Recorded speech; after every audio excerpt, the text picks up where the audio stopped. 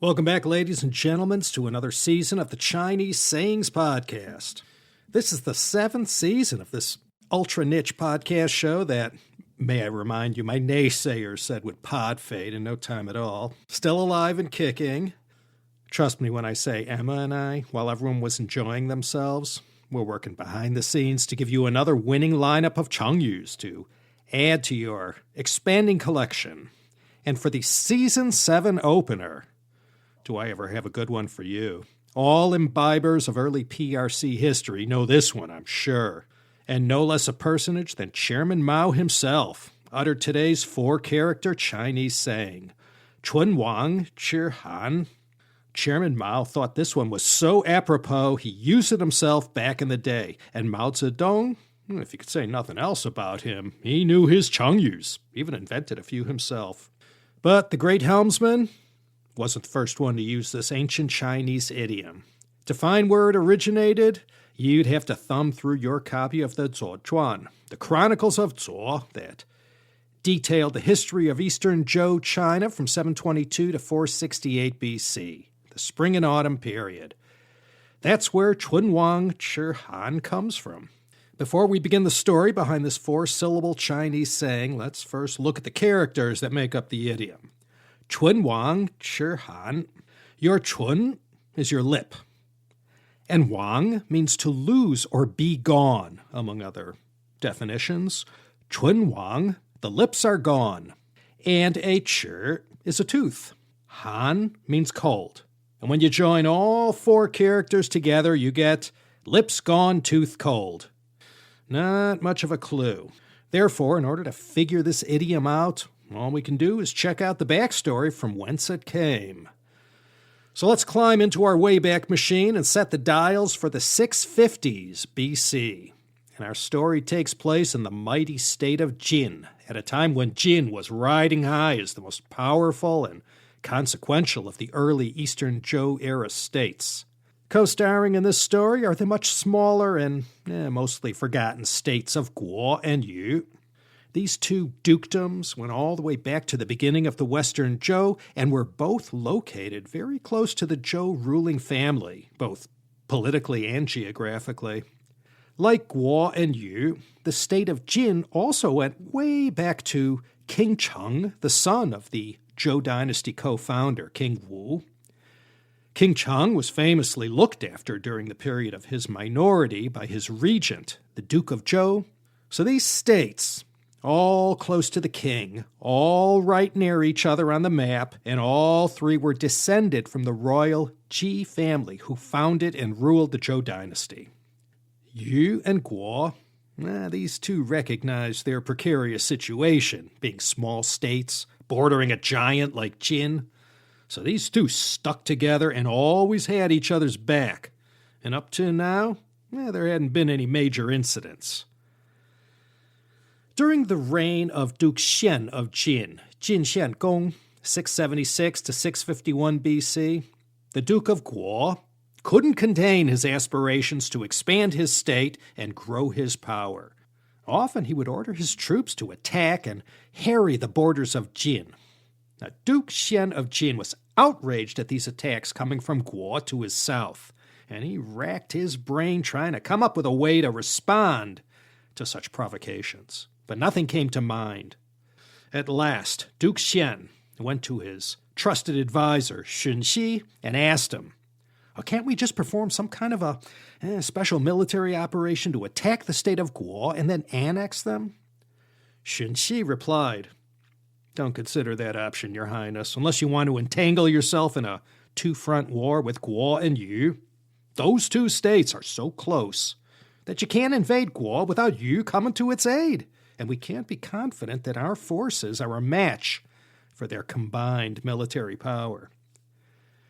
Duke Xian sighed and said, then I guess our only option is to stand by and do nothing, as our borders are constantly harassed by Guo forces. Shun Xi replied, not exactly. I know that the Duke of Guo is easily distracted by beautiful women and losing himself to the pleasures of the flesh.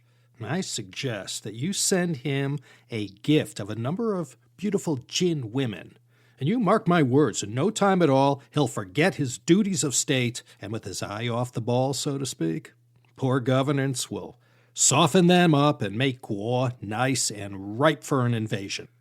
Duke Xian thought this was an interesting notion, and did exactly as Shun Shi suggested.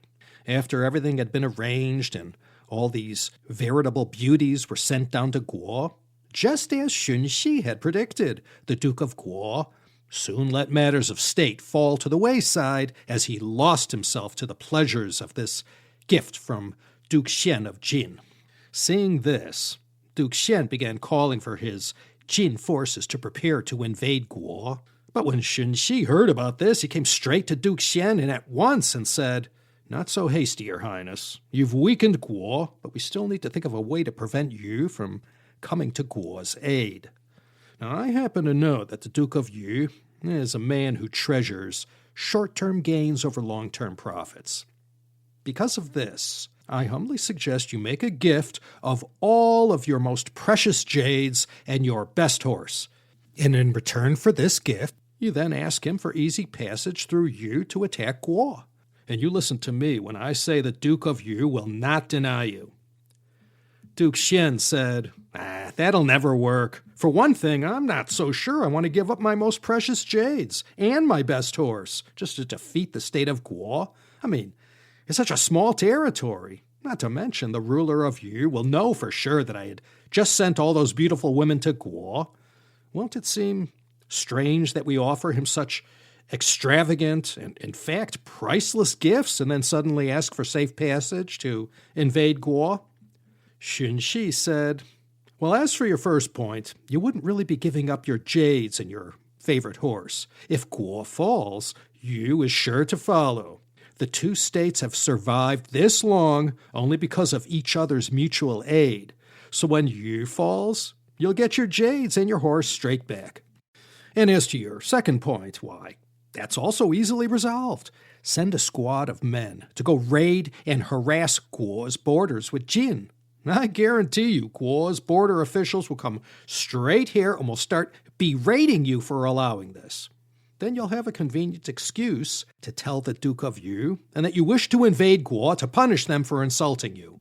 And Duke Xian did exactly as Shun Shi advised and sent a few men to cause trouble on Guo's borders. And just as Shun Shi predicted, Guo sent emissaries to criticize Duke Xian.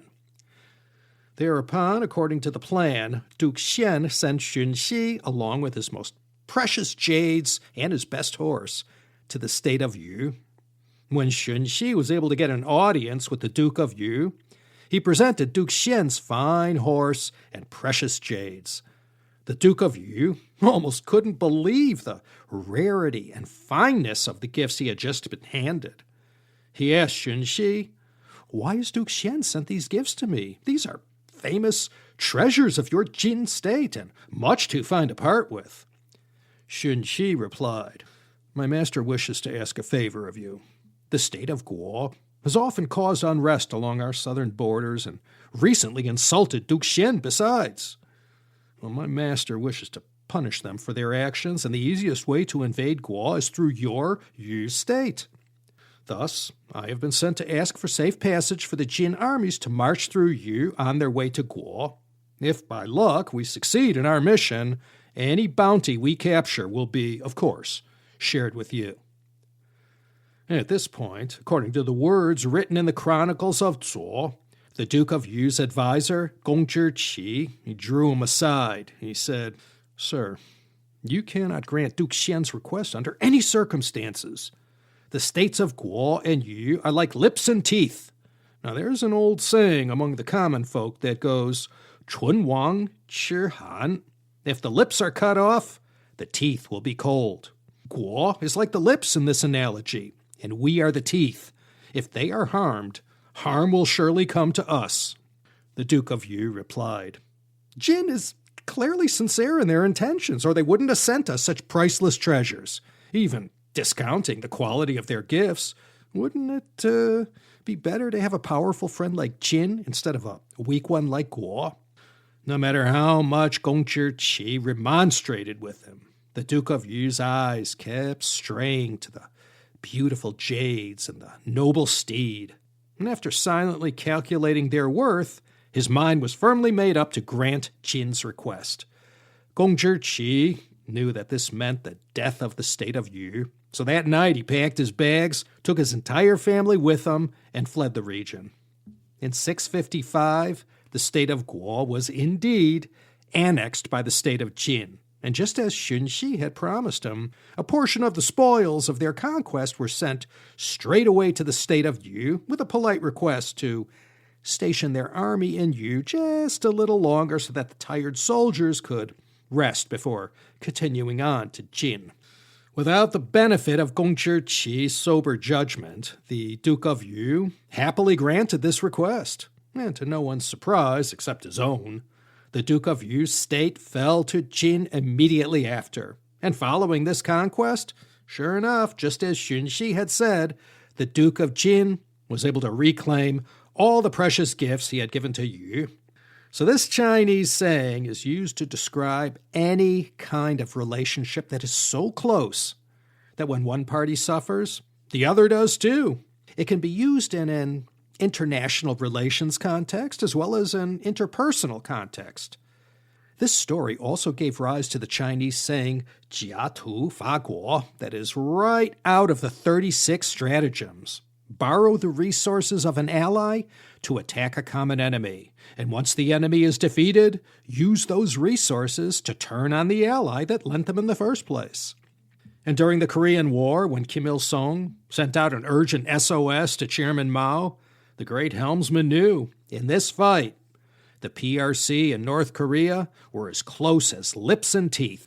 And if the imperialists knocked out Kim Il-sung, the lips in this example, the teeth, meaning China along the North Korean border, would get cold. And for this reason, Mao had Marshal Peng Dehuai throw everything he had at the American-led forces. There's some dispute about who Chairman Mao called the lips and who was the teeth, but you catch the drift. This quote from Mao Zedong was translated in the press using the phrase, "as close as lips and teeth." But what the good chairman actually said was, "Chún Wáng Chǐ Hán." If the lips are gone, the teeth get cold. We're all in this together. We have common cause. United we stand, divided we fall. If one of us is defeated, the other's sure to follow. This Chengyu is used to describe any interdependent diplomatic relationship where the stress suffered by one state will be felt by the other due to their closeness and interdependence.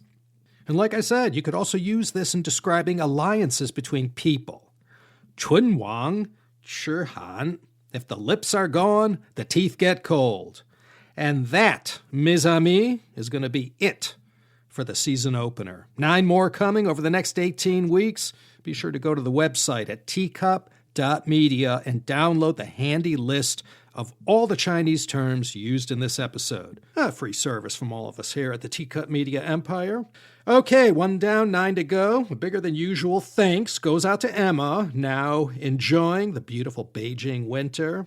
She got the new Chengyu Yanqiu Zhongxin up and running in Beijing in no time at all. Got a super deal on the rent, too. Thanks, Emma. Good job. Okay, that's it for episode 1 of this season 7 of the Chinese Sayings podcast. Laszlo Montgomery here, signing off from the town they call the city of Los Angeles. And I am cordially inviting each and every one of you to come back again next time for another thought-provoking and useful Chengyu here at the Chinese Sayings Podcast.